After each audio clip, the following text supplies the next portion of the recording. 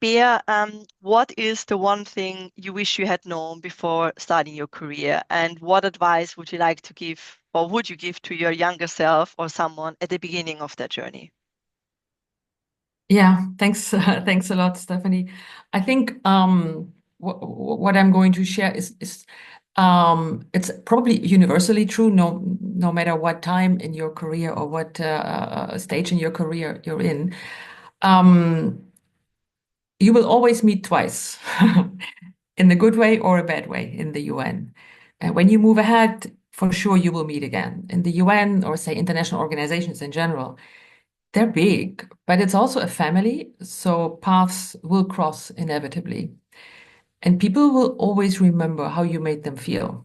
So in 5 years, say, after you had a discussion that was not constructive and unpleasant, nobody will remember what you discussed or whether you were right at the time. They will only recall the atmosphere and how you contributed to it. Were you listening to others and trying to understand, compromising, or were you taking the position that you know best and you're right? And that is what will remain in people's memories. And I get asked for my personal views on people I have worked with a lot, like informal references. And after many years, I do not always remember the projects or the details of our encounters, but I always recall whether I liked working with them or not. And that is pretty much what I can offer as feedbacks to people who ask me.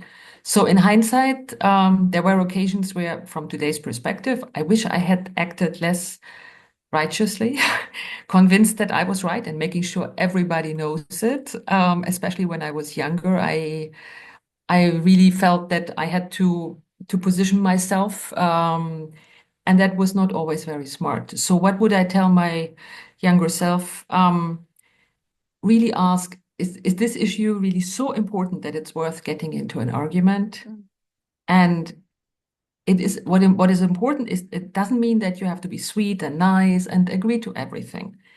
It simply means be pragmatic in your decisions, unless it's let's say it's a very um, personal or very something very important to you. But be pragmatic to the extent possible. And when agreeing or disagreeing, do so respectfully. And one Thank thing you, that Bea. might help in such a situation, imagine the argument you're having. It is filmed and recorded, and then it is shown to your friends and family. Do they want to see a certain side of you? Would you behave differently? And that may help to find the right tone in a meeting. Yeah, that's what I would tell my younger self.